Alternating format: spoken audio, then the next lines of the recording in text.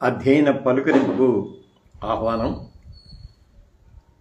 చాలా రోజుల తర్వాత మళ్ళీ ఆన్లైన్ వచ్చాను. వెబ్సైట్ నిర్మాణంలో తలమునకలై ఉన్నందువలన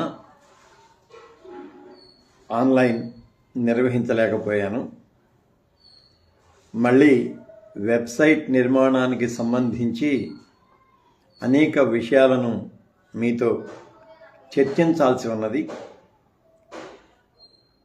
అందుకోసం కూడా ఇవాళ అధ్యయన పలుకరింపు పేరిట మీ ముందుకు రావడం జరిగింది. మొన్నటి దినం అనుకుంటాను మన అధ్యయనం ఫైనాన్స్ కమిటీ ఇన్ఛార్జ్ బిడ్డ రమేష్ డేవిడ్ నిట్టల తను కాల్ చేసి, అయ్యగారు అధ్యయనం ఆన్లైన్ ఎందుకు నిర్వహించటం లేదు అని అడిగాడు. ముందు నేను అన్నాను, శనివారం అధ్యయన పలుకరింపులో ఆ విషయాలన్నీ చెబుతాను బిడ్డ అని అన్నాను. కొన్ని కారణాలు తనతో నేను పంచుకోవడం జరిగింది. ఇవాళ పూర్తి విషయాలు మాట్లాడుకుందాం.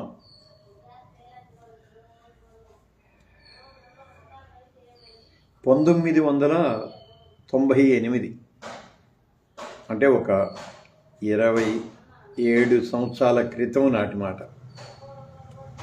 నేను అప్పటిదాకా నిర్వహిస్తూ వచ్చిన ప్యారిష్ పనిని ఆపి ఆంధ్ర సవార్థిక లూథరన్ సంఘంలో ఆయా ప్యారిష్లో కాపరిగా చేస్తున్న పరిచర్యకు తాత్కాలిక విరామం ప్రకటించి లీన్ అంటే ఒక లాంగ్ లీవ్ మీద బయటికి వచ్చాను. సరే, నేను బయటికి రావడానికి కారణం వ్యక్తిగత కారణమే తప్ప వ్యవస్థాగత కారణాలు కానీ లేక సైద్ధాంతికపరమైన కారణాలు కానీ కాదు. సరే, అదొక నడిపింపు అనే ఇప్పుడు నేను నమ్ముతూ ఉన్నాను. 98లో గుంటూరు వచ్చాను. 99లో యునైటెడ్ పాస్టర్స్ ఫెలోషిప్ని ప్రారంభించడం జరిగింది. ఈ మధ్య కాలంలో 98, 99 అంటే ఫెలోషిప్ ప్రారంభించడానికి ముందే గుంటూరులో ఒక సెకండ్ హ్యాండ్ కంప్యూటర్ కొనుక్కున్నాను. అప్పుడే 98 చివర లేదా 99 ప్రారంభంలో ఒక పాత కంప్యూటర్ కొనుక్కున్నాను, ఓల్డ్ వన్. అప్పట్లోనే 14,000 రూపాయలు పెట్టి కొనుక్కున్నాను. ఇప్పుడు హాస్యాస్పదంగా ఉంటుంది. అప్పుడు ర్యామ్ స్పీడ్ ఎంతంటే ఆ కంప్యూటర్ ర్యామ్ స్పీడ్ 350 MB. దాన్ని బట్టి అర్థం చేసుకోవచ్చు, 350 MB. అయితే ఆ కంప్యూటర్ కొనుక్కొని కీబోర్డ్ నేనే నేర్చుకున్నాను. తెలుగు, ఇంగ్లీష్ కీబోర్డ్ నేనే నేర్చుకున్నాను. చక్కగా ఆ కీబోర్డు నేర్చుకునే బుక్ ఉంటుంది. ఆ బుక్ తెచ్చుకొని ప్రతిరోజు 2 గంటల పాటు నేను ప్రాక్టీస్ చేశాను. ఈవెన్ లేట్ నైట్ వచ్చినా సరే ఖచ్చితంగా 2 గంటల పాటు ఇంగ్లీష్ అండ్ తెలుగు టైపింగ్ చాలా మంచిగా నేర్చుకున్నాను నేను. అప్పట్లో ల్యాండ్లైన్ మాత్రమే ఉండేది, సెల్ ఫోన్ ఇంకా రాలేదు. వచ్చినాయేమో నాకైతే ఐడియా లేదు. సెల్ ఫోన్లు వచ్చినాయి కానీ అప్పుడు ఇన్కమింగ్ కూడా 4 రూపాయలు ఉండేది. కొమ్ము ఫోన్లు ఉన్నాయి, ఇంత పెద్ద ఉండేది, దానికి యాంటెన్నా కొమ్ము ఉండేది, కొమ్ము ఫోన్ అనేవాళ్ళం దాన్ని. అవి ఉండేవి. ఇంటర్నెట్ సదుపాయం లేదు. అయితే అప్పట్లో నెట్ కేఫ్స్ ఉండేవి, ఇంటర్నెట్ కేఫ్లు ఉండేవి. అక్కడికి వెళ్ళి గంటకింత చెల్లించి ఆ నెట్ చూస్తూ ఉండే అలవాటు అక్కడే అలవాటు చేసుకున్నాం, అంతకుముందు తెలియదు. అప్పటి నుంచి ఒక వెబ్సైట్ నిర్మించాలి అనేది నా ప్రగాఢమైన కోరిక, ఒక దీర్ఘకాల కోరిక అని చెప్పొచ్చు. అప్పట్లో ఫ్రీ వెబ్సైట్ అని ఉండేవి, అంటే ఫ్రీ టెంప్లెట్స్ ఉండేవి. కోడింగ్ వచ్చినా రాకపోయినా మనం దాన్ని రాసుకోవచ్చు. అలా ఫ్రీ వెబ్సైట్ ఒక 2 వెబ్సైట్లు అప్పట్లోనే నేను చేసి సంతృప్తి పడ్డాను. అమ్మయ్య, నాకు కూడా ఒక వెబ్సైట్ ఉంది, ఏదైనా కానీ సంతృప్తి పడ్డాను నేను దాన్ని. ఆ తర్వాత వెబ్సైట్ నిర్మించుకోవాలి, ఒక సొంత వెబ్సైట్ ఉండాలి అనే ఆలోచన అయితే ఉంది, కానీ అప్పట్లో ఇంత సాంకేతిక పరిజ్ఞాన అభివృద్ధి లేదు. పైగా చాలా ఖరీదైన ప్రక్రియ అది. అందువలన ఆ ఫ్రీ వెబ్సైట్లే కంటిన్యూ చేసుకుంటూ వచ్చాను. కానీ కోరిక అలాగే మనసులో మిగిలి ఉంది. పాస్టర్స్ ఫెలోషిప్లో ఉన్న వాళ్ళకి వరప్రసాద్ లైవ్లో ఉన్నాడు బిడ్డ. అప్పటికి వరప్రసాద్ యూపీఎఫ్లోకి వచ్చాడో రాలేదో తెలియదు, ఐ డోంట్ నో. 2012లో రిఫర్మేషన్ అక్టోబర్ 31న రిఫర్మేషన్ ప్రోగ్రామ్ని గుంటూరులో తెలుగు బ్యాప్టిస్ట్ చర్చిలో మనం నిర్వహించాం. అప్పట్లో 2012లో ఆ ప్రోగ్రామ్ని లైవ్ బ్రాడ్కాస్ట్ చేద్దామని చాలా ప్రయత్నం చేశాను. ఇక్కడ ఎవరూ దొరకలేదు. హైదరాబాద్లో తెలిసిన వాళ్ళు ఉంటే వెబ్ డిజైనింగ్లో వాళ్ళ దగ్గరికి వెళ్ళి ఇట్లా లైవ్ టెలికాస్ట్ చేయాలి అని అంటే ఒక 50,000 మినిమం ఖర్చు అయిద్దయ్య గారు అని చెప్పారు. ఇది 2012 సంగతి. నేను ఆ ప్రయత్నం విరమించుకొని అప్పుడు మనసులో అనుకున్నా, దేవుడా, లైవ్ స్ట్రీమింగ్ ఇచ్చే అవకాశం ఏదన్నా ఉంటే బాగుండు అని. అయితే ఆ మీటింగ్లోనే బిడ్డ వజ్రారావు బిడ్డకు కూడా ఆహ్వానాశిస్తూ ఆ మీటింగ్లోనే, ఇది 2012 అక్టోబర్ 31 రిఫర్మేషన్ మీటింగ్లోని ఒక వెబ్సైట్, రిఫర్మేషన్కి సంబంధించిన ఒక వెబ్సైట్ని ఆవిష్కరించడం జరిగింది. రిడెంప్షన్ మినిస్ట్రీస్ అధినేతలు డాక్టర్ జార్జ్ విల్సన్ గారు వారి చేతుల మీదుగా అక్కడ దాన్ని ఆవిష్కరించారు. ఎంతమందికి గుర్తుందో, స్క్రీన్ కూడా లేదు, గోడ మీద వేశాం. ఒక చిన్న ప్రొజెక్టర్ తెచ్చి, ల్యాప్టాప్ తెచ్చి, ల్యాప్టాప్లో నుంచి ప్రొజెక్టర్కి కనెక్ట్ చేసి గోడ మీద వేసాం. అదొక వెబ్సైట్, ఇది రిఫర్మేషన్కి సంబంధించి, అది కూడా ఫ్రీ వెబ్సైట్.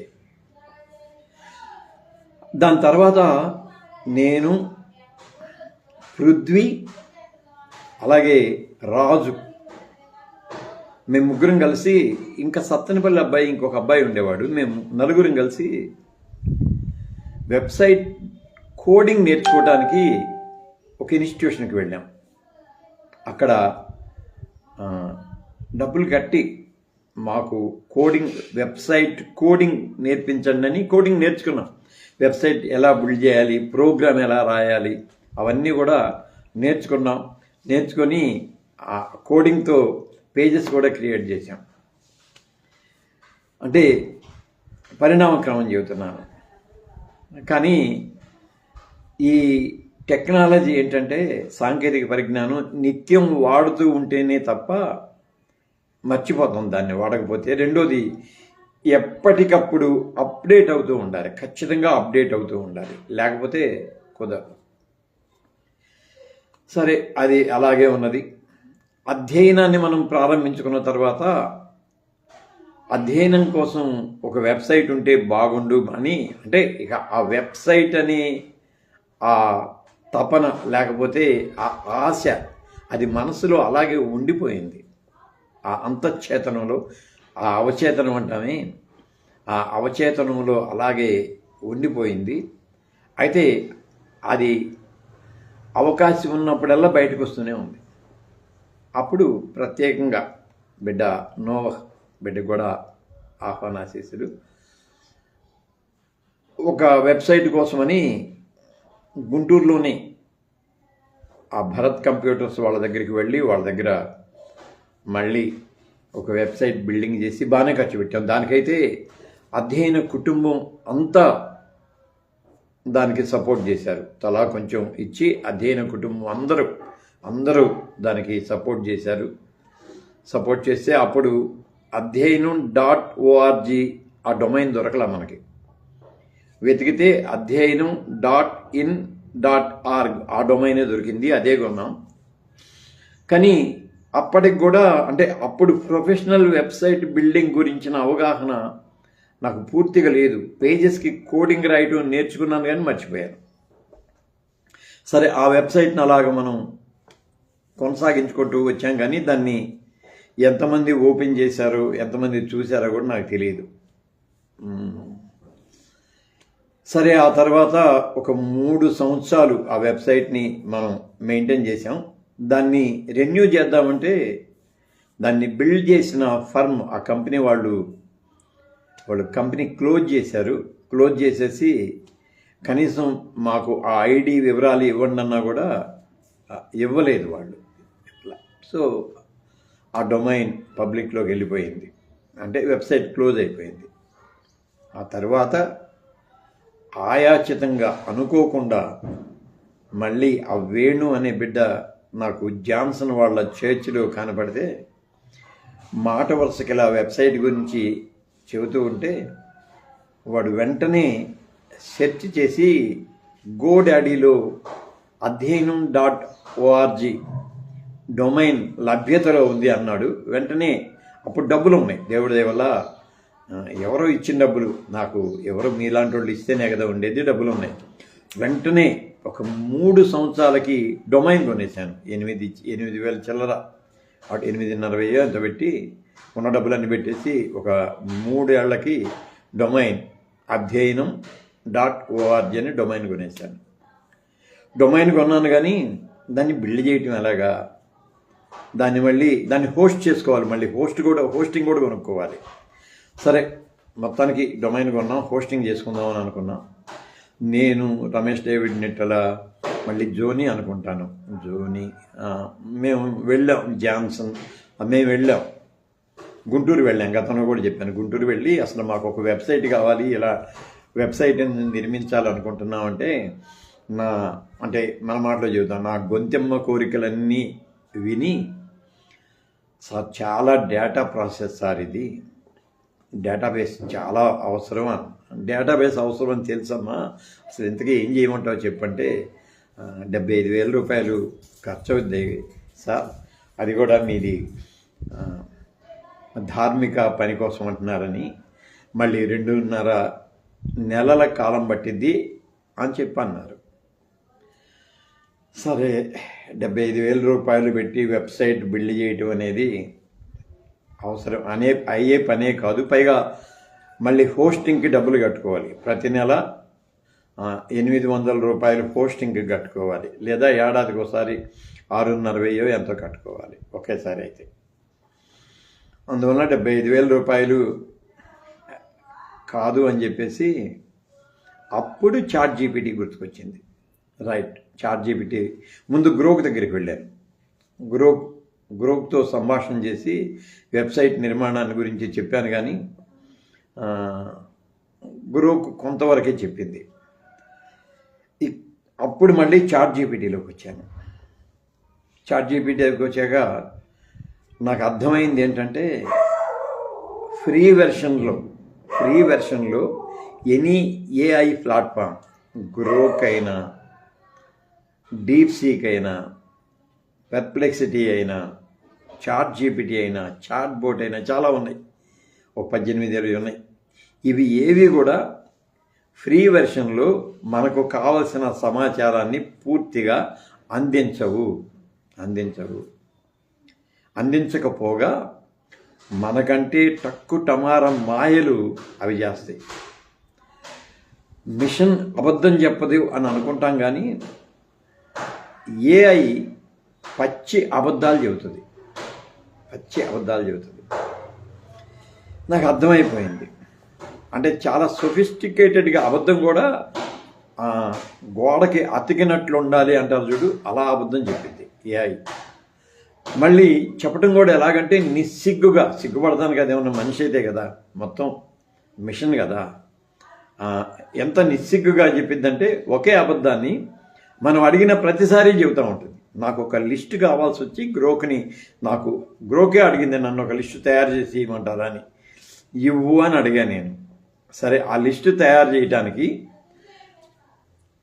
నేను ఎల్లుండి ఫలానా తేదీన అన్ని గంటలకు మీకు దాన్ని పంపిస్తాను అని చెప్పి నా ఈమెయిల్ అడిగి తీసుకొని, నేను మళ్ళీ అడిగిన ప్రతిసారి ఏదో ఒక డేట్ చెబుతుంటుంది. వినాయకుడి పెండ్లి రేపు అని అంటారు, అలాగా రేపు మాపని చెబుతానే ఉంటుంది. ఓహో, అంటే మనిషికి ఏఐని కూడా మనిషే కదా బిల్డప్ చేసింది. సో మనిషి తన అబద్ధ నైజాన్ని మిషన్కి కూడా నేర్పించాడు.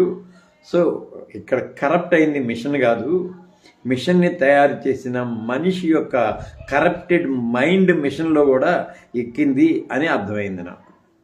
అప్పుడు ChatGPT బాగుందని ఇంకా ChatGPT సబ్స్క్రిప్షన్ తీసుకున్నాను. నెలకి ఒక నెలలో 2200, ఒక నెలలో 2000, అంటే ప్రతి నెల ఒక 2000 కట్టాలి. అయితే అది చాలా ఉపయోగకరంగా ఉంది. అంటే ఉపయోగకరం అంటే వెబ్సైట్ నిర్మాణానికి సంబంధించి అడుగడుగున గైడ్ చేస్తూనే వచ్చింది. కాకుంటే చెప్పాను కదా, మిషన్ ప్రోగ్రామైజ్డ్. మిషన్ని ఎలా ప్రోగ్రామ్ చేస్తారో ఆ ప్రోగ్రాంలో నుంచే మనకి జవాబు చెబుతుంది. ప్రోగ్రాం దాటి బయటికి వెళ్ళదు, చేతకాదు దానికి, అంతే. ఆ తర్వాత మిషన్ మనతో ఆడుకుంటుంది. ఏఐ మనతో ఎలా ఆడుకుంటుందంటే అలా ఆడుకుంటుంది, వెర్రి వాళ్ళని చేస్తుంది మనల్ని. బిడ్డ బీబీవి ప్రేమ్ కుమార్ బిడ్డకు కూడా ఆహ్వాన ఆశీస్సులు అందిస్తున్నాను. అంటే ఏఐ మన మైండ్ని రీడ్ చేస్తుంది. మన మైండ్ అంటే మన ఎబిలిటీ, మన డిపెండెన్సీ, దీన్ని రీడ్ చేస్తుంది. ఏఐ దగ్గరికి వచ్చాక మనం జాగ్రత్తగా ఉండాల్సింది ఏంటంటే, ఏఐ ప్రతి దాని మీద, అంటే ప్రతి చిన్న దాని మీద నా మీద ఈ యూజర్ ఆధారపడి ఉన్నాడు అనేది గ్రహించిన తర్వాత ఇంకా ఏఐ మనతో ఆడుకుంటుంది. అస్సలు గంటల తరబడి ఆడుకుంటుంది. అంటే నేను ఎక్స్పీరియన్స్ మీద చెబుతున్నాను అన్నమాట. సో ChatGPT కూడా నాతో ఒకరోజు 4.5 గంటలు ఆడుకుంది. అంటే రాత్రి 2 గంటల దాకా నన్ను అల్లాడించింది. ఇట్స్ ఓకే, పెట్టేశాను నేను దాన్ని, చెబుతున్నాను. సరే, అయితే దాని నేచర్ చెబుతున్నాను. బట్ అపరిమితమైన జ్ఞానం ఉందంటే ప్రోగ్రామ్, మనకు తెలియని ప్రోగ్రామ్ ఉంటుంది కదా, ప్రోగ్రామ్ అద్భుతమైన ప్రోగ్రామ్. సో వెబ్సైట్ ఎలా చేయాలో అన్నీ, అంటే స్టెప్ బై స్టెప్ గైడెన్స్ అనమాట. ఒక్కొక్క మెట్టు ఎలా ఎక్కాలో చెబుతూ వచ్చింది. చాలా కష్టపడ్డారు. చాలా అంటే కొన్ని గంటలు దాని మీద పనిచేశాను, నిద్రాహారాలు అని పనిచేసి ఎలాగైతేనే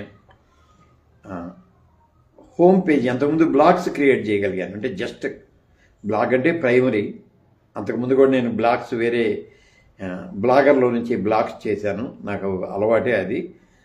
మన వెబ్సైట్లోంచి బ్లాగ్స్ చేశాను. సరే, వెబ్సైట్ నిర్మాణంలో హోమ్ పేజ్ చేద్దామని హెడ్డర్, ఇది పైన అధ్యయనం లోగో, ఆ తర్వాత మెనూ ఉంటుంది కదా, హెడ్డర్ అద్భుతంగా తయారు చేసాం.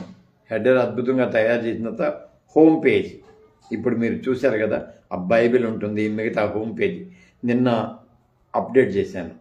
అదంతా క్రియేట్ చేసిన తర్వాత హెడ్డర్లో చిన్న పొరపాటు వచ్చింది. సో హెడ్డర్ పొరపాటుని సరిచేయడం కోసం ఒక చిన్న పొరపాటు, ఆ చిన్న పొరపాటు సరిచేయటం కోసం కనీసం 4 గంటలు ChatGPT నన్ను ఆడుకుంది. అయినా అస్సలు గాల, అయినా పని గాల.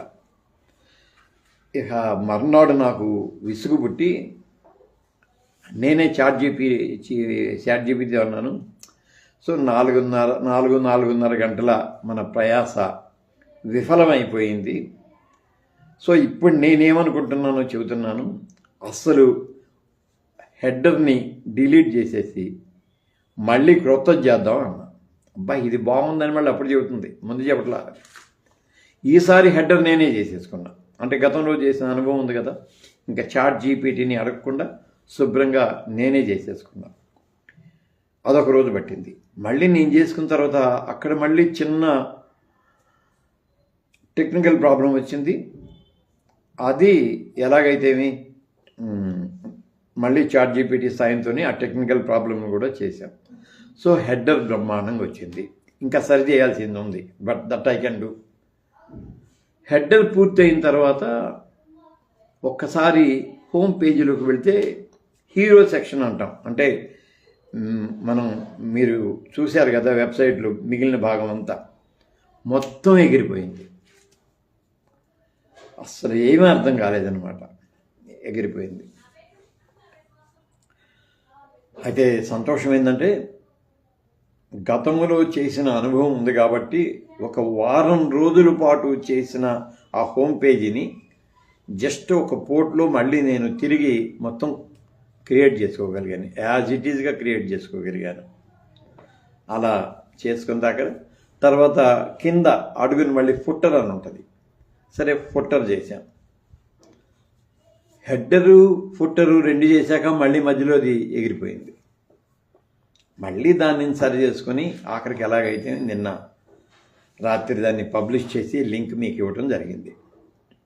సో ఈ ప్రహసనం చెబుతున్నాను. ప్రహసనం అంటే ఒక నవ్వులాట లాంటిది అనమాట. ఒక నవ్వులాంటిది ఇలాంటిది జరిగిందనమాట.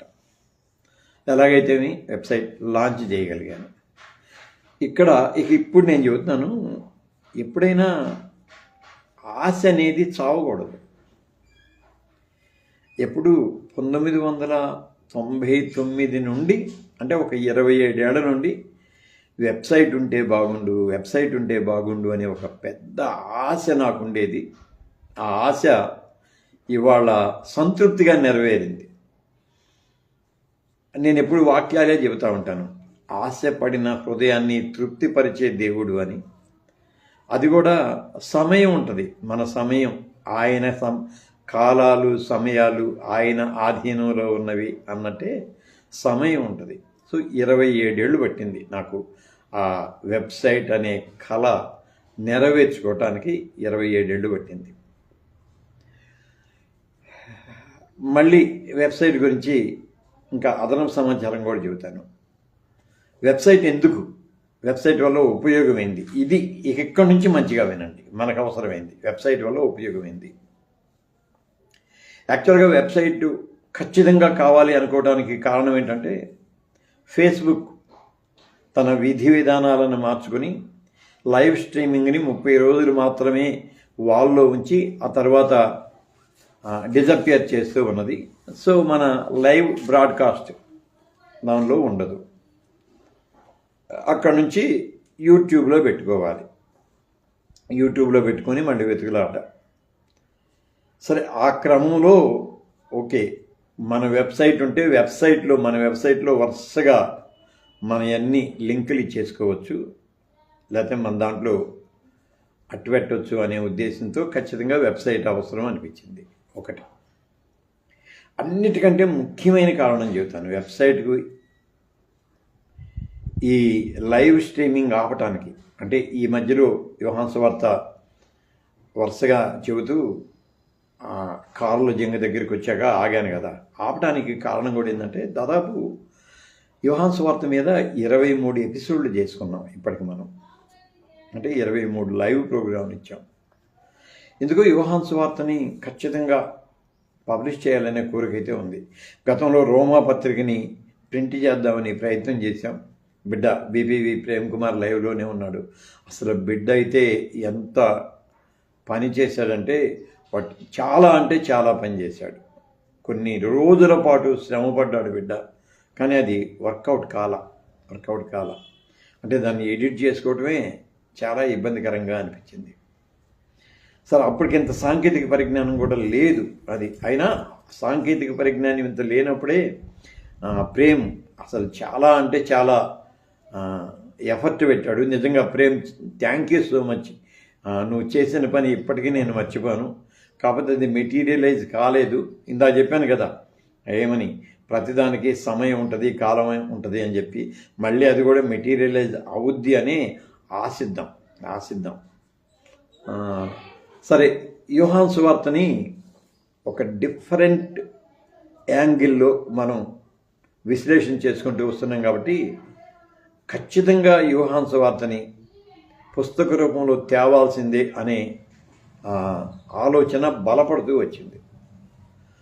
సో అప్పుడు 23 ఎపిసోడ్లు ఇప్పుడు చేశాము. ఈ 23 ఎపిసోడ్లో మనం ఏం చెప్పామో ఆ కంటెంట్ అంతా కూడా మళ్ళీ వెనక్కి తెచ్చుకోవటం పెద్ద పని కదా, ఎలాగా అని చెప్పి. సరే, ముందు నేనేమనుకున్నానంటే ఆ 23 ఎపిసోడ్లను వెబ్సైట్లో నిక్షిప్తం చేసి ఆ తర్వాత కూడా వెబ్సైట్లో ఉంచేద్దాం, అన్నీ ఒకే చోట ఉంటాయి అని ముందు అనుకున్నాను. తర్వాత ఏ రోజు ఏం చెప్పానో ఆ కంటెంట్ని మళ్ళీ టెక్స్ట్ రూపంలో పెట్టి ఒక బ్లాగ్లో ఆ కంటెంట్ ఉంచి ఆ బ్లాగ్ క్రింద మళ్ళీ ఆ యూట్యూబ్ లింక్ ఇచ్చేసేస్తే చదవచ్చు, వినొచ్చు, అంటే వినటం చూడటం 3 ఉంటాయి అని ఆ ఉద్దేశంతో మళ్ళీ రేపు మనం పూర్తయిన తర్వాత ఒక మంచి బుక్ ప్రింట్ చేసుకోవాలంటే కంటెంట్ బ్లాగ్లో అంతే ఉంటుంది. బ్లాగ్లో నుంచి కంటెంట్ మనం కాపీ చేసుకోవచ్చు, లేదా నా దగ్గర కూడా ఉంటుంది కంటెంట్. అందువలన ఆ ఉద్దేశంతో లైవ్ తాత్కాలిక విరామం ప్రకటించడం జరిగింది. అది కారణం. నాకు కూడా లైవ్ లేకపోతే అసలు ఏం బాల, మిమ్మల్ని పలకరించేది మీరు ఎదురుగా ఉన్నారన్నట్టే ఉండేది. బిడ్డ కిరణ్ లైవ్లోకి వచ్చాడు, వాడికి కూడా ఆహ్వానాశీస్సులు. బిడ్డ కోరుకుంటున్నాడు, ఇంకా పూర్తిగా కోలుకోవాలని ప్రార్థన చేద్దాం. అలాగే శేఖర్ కోల బిడ్డ కూడా ఆహ్వానాశీస్సులు అందిస్తూ ఉన్నాను. ఆ ఉద్దేశంతో చేశాను.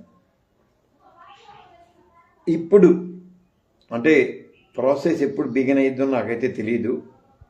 ఒకటి మాత్రం వాస్తవం, లైవ్లో అయితే ఒక 2-3 గంటలు ప్రిపేర్ అయ్యి 1 గంట మొత్తం, అంటే ఇదివరకు 7-8 గంటలు పనిచేసేవాడిని. ఇప్పుడు ఒక 3 గంటలు అయితే రోజుకి లైవ్ చెప్పడానికి ప్రిపరేషన్ సరిపోతుంది నాకు. ఇది సమాచారం సేకరించడం ఈజీ అయింది కాబట్టి. కానీ వెబ్సైట్ నిర్మాణం కోసం 2-3 గంటలు కాదు, ఆఫీస్ డ్యూటీ చేసినట్టు చేస్తున్నాను. రాత్రులు మినిమం 12 దాకా, 11:30 దాకా మినిమం, ఒక్కోసారి 2 గంటల దాకా కూడా కూర్చోను. అంటే ఆ తపన అలా ఉంటుంది, చేస్తూ ఉన్నాను.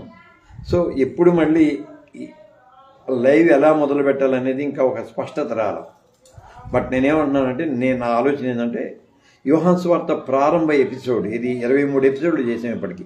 ప్రారంభ ఎపిసోడ్లో ఉన్న కంటెంట్ని బయటికి తీయాలి. కంటెంట్ ఎలా బయటికి తీయాలి అంటానికి ఒక 2 సూత్రాలు మళ్ళీ ChatGPT సాంకేతిక పరంగా చెప్పింది. అది ప్రాక్టీస్లో పెట్టడానికి 1-2 రోజులు పట్టింది.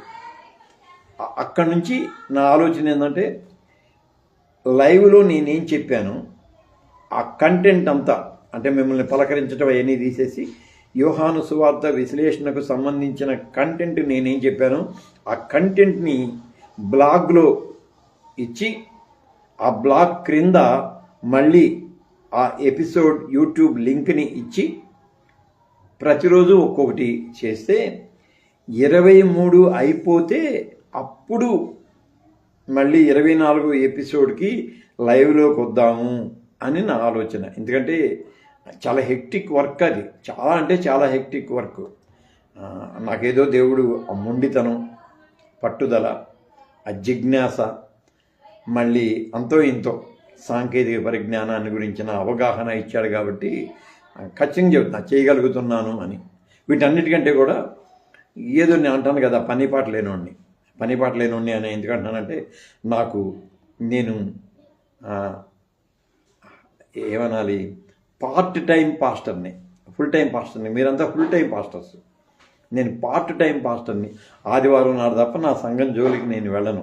అది అందువలన ఆ వెసులుబాటు ఉన్నది కాబట్టి నేను చేయగలుగుతున్నాను. రైట్. మళ్ళీ వెబ్సైట్ గురించి చెబుతున్నాను, వినండి. వెబ్సైట్ దాదాపుగా అందరూ చూచారు అని నేను అనుకుంటున్నాను. కిరణం ఆ వెబ్సైటులో ఉన్న ఈమెయిల్లో నుంచి నాకు మెయిల్ కూడా పంపించాడు. అందింది అది acharya@adhyanam.org. అది కొత్త ఈమెయిల్, ప్రొఫెషనల్ ఈమెయిల్, అది వచ్చింది. సరే, ఇట్స్ ఓకే.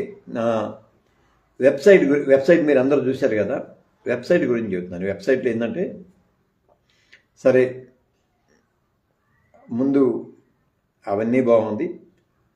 ఒక వీడియో పెట్టాను. అబ్రహాం అన్న గారు నా గురించి చెప్పిన ఒక వీడియో ఇంట్రొడక్షన్గా పెట్టాను. అంటే వీడియో కూడా పెట్టుకోవచ్చు ఎలా ఉంటుందని. ఇక్కడ నా ఆలోచన ఏంటంటే, అబ్రహాం అన్న గారు చాలా ప్రేమతో చాలా మంచి మాటలు చెప్పారు, కానీ వారి మాటల్ని, వారి ప్రేమని నేను ఏమనాలి, నా స్వార్థానికి వినియోగించుకుంటున్నానా అని అనిపించింది. జస్ట్ ట్రయల్ కోసం చెప్పాను. అదేదో మళ్ళీ అన్న చెప్పిన మాటల్ని పదే పదే దాంట్లో వినిపించి అదేందో మళ్ళీ నేను ఒక లెక్క చెప్పాలంటే నా డబ్బా నేను కొట్టుకున్నట్టుంది అని అనిపించింది. అంటే నా ఫీలింగ్ చెబుతున్నాను, అన్నగారి ప్రేమను కాదు, నా ఫీలింగ్ నేను చెబుతున్నాను. అయితే అప్పుడు నాకు ఏం ఆలోచన వచ్చిందంటే, ప్రతి 10 రోజులకి ఒక వీడియో మారుద్దాం. ఇది హోమ్ పేజీలో వీడియో. అధ్యయనాన్ని గురించి 2 మాటలు చెప్పండి. బిడ్డ కవిత, ఇవాళ బాగా లేటుగా వచ్చావు కొడుకా, నువ్వు డేవీ రాలేదు ఇంకా అంటే చాలా రోజులు అయ్యేసరికి మర్చిపోయారు. ప్రతి 10 రోజులు అంటే నెలలో ప్రతి 10 రోజులకి ఒక క్రొత్త వీడియో పెడదాం. అక్కడ ఇప్పుడు అబ్రహాం అన్న గారి వీడియో ఉన్నది కదా, అక్కడ అంటే అధ్యయనాన్ని గురించి 2 మాటలు చెప్పండి. ఇది జస్ట్ 1.5 నిమిషం, 2 నిమిషాలు కూడా ఎక్కువే. 1.5 నిమిషంలో అధ్యయనాన్ని గురించి ఒక చిన్న వీడియో. అధ్యయనం నాకు ఇలా ఉపయోగపడింది, అధ్యయనాన్ని ప్రోత్సహించండి, అధ్యయనాన్ని వీక్షించండి అని చెబితే, ప్రతి 10 రోజులకి ప్రముఖులైన వాళ్ళది మీరు కూడా చక్కగా ఒక చిన్న వీడియో పెడితే ఆ వీడియో హోమ్ పేజీలో అప్లోడ్ చేద్దాం. ఇక్కడ అంటే నేను ఎప్పుడేమంటానంటే, నేను ఏం పని చేసినా నాకు దేవుడిచ్చిన ఒక మంచి దర్శనం ఏంటంటే, ఒక ప్రోగ్రాములో అందరూ ఎలివేట్ కావాలి. అది నేను కాదు, అందరూ ఎలివేట్ కావాలి. అందరికీ దాన్ని అవకాశంగా మలుచుకోవాలి. అందువలన మీరు అధ్యయనాన్ని గురించి జస్ట్ ఒక 2 మాటలు, ఒక 2 నిమిషాలు కాదు, 1.5 నిమిషం అధ్యయనాన్ని గురించి చిన్న క్లిప్ చేసి నాకు పంపిస్తే, నేను ప్రతి 10 రోజులకి ఆ వీడియో మారుస్తూ ఉంటాను. బిడ్డలందరికీ, ప్రేమ్కి చెబుతున్నాను, వజ్రారావుకి చెబుతున్నాను, కిరణ్కి చెబుతున్నాను, బిడ్డ కవిత, అందరికీ, లైవ్లో ఉన్న వాళ్ళందరికీ చెబుతున్నాను. జస్ట్ 2 మాటలు చెప్పాను. అధ్యయనాన్ని మేము రోజు చూస్తాం, దీని ద్వారా మేము ఇంత నేర్చుకున్నాం, ఇది మాకు ఇలా ఉపయుక్తంగా ఉంది అని జస్ట్ 2 మాటలు చెప్తే ఆ వీడియో ఒక 10 రోజులు మనం డిస్ప్లే చేద్దాం. అక్కడ కాదు, మళ్ళీ దానికి ఇంకొక పేజ్ క్రియేట్ చేసి అంటే మనం ఎన్ని వీడియోలు అయితే అలా దాంట్లో పెట్టామో వాటన్నింటి లింకులు మళ్ళీ ఇంకో పేజీలో ఇద్దాం. ఎన్నన్నా కానీ మనకి ఇబ్బంది లేదు. వెబ్సైట్ని డబ్బులు పెట్టి కొనుక్కున్నాం మనం, చాలా ఖరీదైన వెబ్సైట్ అది. అందుకని దాంట్లో ఇద్దాం. మీరు ఎప్పుడైనా ఆ 10 రోజులైనా మేము చూసేదంటే 10 రోజులు కాదు, ఎప్పటికీ వెబ్సైట్లో మీరు చెప్పిన మాటలు అంతే ఉంటాయి, కాకపోతే వేరే పేజీలు వరుస క్రమంలో ఉంటాయి. అది ఈజీ అన్నమాట. అది ఒక ఉద్దేశం. తర్వాత బ్లాగ్స్ అప్డేట్ అవుతూ ఉన్నాయి. బ్లాగ్ కంటెంట్ చెప్పాను కదా. యోహాను సువార్త విశ్లేషణ ప్రారంభం చేస్తే, యోహాను సువార్త ఇప్పటి వరకు మనం ఏం చెప్పుకున్నామో అదంతా ఒకే సైట్లో ఉంటుంది. కంటెంట్ రూపంలో ఉంటుంది, వీడియో రూపంలో ఉంటుంది. అసలు మొత్తం ఒకే చోట మనం చూసుకోవచ్చు. మళ్ళీ అక్కడ ఫేస్బుక్లో, యూట్యూబ్లో కూడా వెతుక్కోటాలు, నథింగ్. ఒక్క వెబ్సైట్లోకి వెళ్తే ఎవ్రీథింగ్ వెబ్సైట్లో కనపడిద్ది. ఆ బ్లాగ్స్ ప్రక్కన అటువైపు ఇటువైపు ఒకటేమో అనుదిన వాక్యాలు వేసాం, వాక్య పలకరింపు అని. ఇటుపక్కేమో ఈ దినం ఎవరైతే ప్రార్థన చేస్తున్నారో వాళ్ళ వివరాలు ఇచ్చాము. రెండు కార్డ్స్ అంటాం అన్నమాట. ఇప్పుడు ఎక్కడి నుంచి నాకు నేను చాట్ జీపీటీ నన్ను ఆడుకోవటం ప్రారంభమైంది. నా ఆలోచన ఏంటంటే ఒకేసారి నెలకి సరిపడే వాక్యాలు అంటే 31 వాక్యాలు మనం ముందుగానే తయారు చేసి ప్రోగ్రామ్ చేస్తాం. అప్పుడు వెబ్సైట్ ఆటోమేటిక్గా ప్రతిరోజు ఒక వాక్యాన్ని అక్కడ డిస్ప్లే చేస్తుంది. మళ్ళీ ఆ రోజు ఎవరు ప్రార్థన చేయాలో ఆ ప్రార్థన చేసే వాళ్ళ ఆ కార్డు అంటే వాళ్ళ వివరాలు ఉంటాయి కదా, మనం గ్రూప్లో పెడుతున్నాం, అది కూడా డిస్ప్లేలో వచ్చింది అనమాట. అంటే నేను ఓపెన్ చేయని అవసరంలా, ఆటోమేటిక్గా ఒక నెల రోజులకు సరిపడే ప్రోగ్రాం చేస్తే ఆ నెల రోజుల కార్డులు ఒకసారి దానిలో పడేస్తే ఏ రోజు వాక్యం ఆ రోజు వస్తుంది, ఏ రోజు ఎవరు ప్రార్థన చేయాలో అది దానిలో ఆటోమేటిక్గా వెబ్సైట్లోకి వచ్చింది. వెబ్సైట్లోకి రావటమే కాదు, ఇప్పుడు ఆ వెబ్సైట్లో నుంచి గ్రూపులో ఉన్న వాళ్ళందరికి కూడా ఆటోమేటిక్గా వెళ్ళిపోవాలి. అందుకు జాన్సన్ లైవ్లోకి వచ్చాడు. ఇప్పటిదాకా వాడు మనకి డిజిటల్ కమిటీ ఇన్ఛార్జ్ కాబట్టి ఇప్పటిదాకా మొత్తం తనే చేస్తూ ఉన్నాడు. దీనికోసమనే నేను అంటే ఆ వెబ్సైట్ నిర్మాణంలో అవసరం కాబట్టి ఇంకా రాత్రి వెంటనే అధ్యయనం ఫ్యామిలీ అని ఒక గ్రూప్, వాట్సాప్ గ్రూప్ క్రియేట్ చేయాల్సి వచ్చింది. ఎందుకంటే ఆ లింక్ దానికి ఇవ్వాలి. నేను ఆ లింక్ ఇవ్వటం కోసమని వాస్తవానికి ఇవ్వాల్సి వచ్చింది. నేను రేపు గుంటూరు వస్తాను. సోమవారం నుండి జాన్సనే దాన్ని అడ్మిన్గా ఉండి చేస్తూ ఉంటాడు. ఈలోపు నేను వెబ్సైట్ వర్క్ చేసుకోవాలి కాబట్టి దాన్ని క్రియేట్ చేయాల్సి వచ్చింది. అంటే వెబ్సైట్లో బ్లాగ్ ఒకటి క్రొత్తది వస్తే వెంటనే అధ్యయనం గ్రూప్లోకి దాని లింక్ ఆటోమేటిక్గా వచ్చింది. మళ్ళీ ఏ రోజు ప్రార్థన చేయాలి, ఎవరు ప్రార్థన చేస్తారో ఆ కార్డ్ అంటాం, దాన్ని మళ్ళీ రీడిజైన్ చేయించాలి నేను. అవి ఆటోమేటిక్గా వాళ్ళకి వెళతాయి, గ్రూప్లో వస్తాయి. ఇది వాళ్ళకి పర్సనల్గా వెళతాయి, మళ్ళీ గ్రూప్లో కూడా వస్తాయి అవి ఆటోమేటిక్గా. అయితే వాటన్నింటిని మళ్ళీ అడ్మిన్ చేసేది మాత్రం జాన్సనే, ఎందుకంటే వాడే మొత్తం చేస్తూ ఉన్నాడు కాబట్టి నేను వెబ్సైట్ పూర్తయిన తర్వాత వాడికి ఆ వివరాలు చెబుతూ ఉంటాను. అది తర్వాత ఇంకొకటి ఏంటంటే టెక్నికల్ది, వాట్సాప్ కంటే కూడా టెలిగ్రామ్ బాగా ఉంటుంది అని వెబ్సైట్ నిర్మాణంలో తెలిసింది నాకు. వాట్సాప్ చాలా రిస్ట్రిక్టెడ్. అలా కాకుండా టెలిగ్రామ్లోనైతే ప్రోగ్రామ్ చాలా ఈజీగా చేసుకోవచ్చు అని చాట్ జీపీటీ చెప్పడం జరిగింది. సో అంటే కాలక్రమంలోనైనా టెలిగ్రామ్ ఉన్నది కదా యాప్, దాన్ని అందరం యాక్టివేట్ చేసుకునే పని చేద్దాము. అంటే ఎప్పటికప్పుడు అప్డేట్ అవుతూ ఉంటాయి అన్నమాట దాంట్లోనికి పెడితే. సో వెబ్సైట్కి సంబంధించిన పనులు ఇవి. అధ్యయనంది వెబ్సైట్, రవిప్రసాద్ది కాదు. అధ్యయనంది వెబ్సైటు, అధ్యయనంలో ఉన్న బిడ్డలందరిది వెబ్సైట్. మీరు మీ అభిప్రాయాలు ఏమైనా వ్రాయాలి, మాట వరుసకి ఒక బ్లాగ్, మీ అభిప్రాయాలు ఒక బ్లాగ్ రాయండి. అంటే మీ ఆలోచనలు 4 మాటలు ఉన్నా సరే, కొంచెం ఎంత ఉన్నా కానీ మీ ఆలోచనలు, మీ అభిప్రాయాలు అవి ఏవైనా సరే, నీ అభిప్రాయం, నీ ప్రత్యక్షత నీ మాటలోనే వ్రాయి బ్లాగ్ లాగా మన వెబ్సైట్లో పెట్టేద్దాం. అన్ని పెట్టేసుకుందాం. ఒక సూక్తి రాయి, ఆ సూక్తి బ్లాగ్ అయిపోద్ది. అందుకని అందరం కలిసి అధ్యయన కుటుంబంలో ఉన్న వాళ్ళందరం మీరందరూ ఈ బ్లాగ్లో భాగస్వాములు, లేకపోతే ఈ వెబ్సైట్లో భాగస్వాములు. ఎప్పటికప్పుడు అప్డేట్ చేసుకుంటూ ఉందాం. ఇంకా ఒక 5-6 పేజీలు క్రియేట్ చేయాల్సి వచ్చింది. పేజీలు ఎప్పుడు క్రియేట్ చేస్తూనే ఉంటాంలే. అసలు ఒక్కొక్క పేజీ అప్గ్రేడ్ అయినప్పుడు వెంటనే నేను మీకు పంపిస్తూ ఉంటాను. సో లైవ్లో ఉన్న బిడ్డలందరికీ కూడా వందనాశీస్సులు. బిడ్డ కవిత నిట్ల, రమేష్ డేవిడ్ నిట్ల లాంటి ఫ్యామిలీ. రమేష్ కనపట్లేదు కానీ వాడి పేరు చెప్పాలంతే, ఎందుకంటే 99% లైవ్లోకి వచ్చేది బిడ్డలే, వీళ్ళిద్దరే.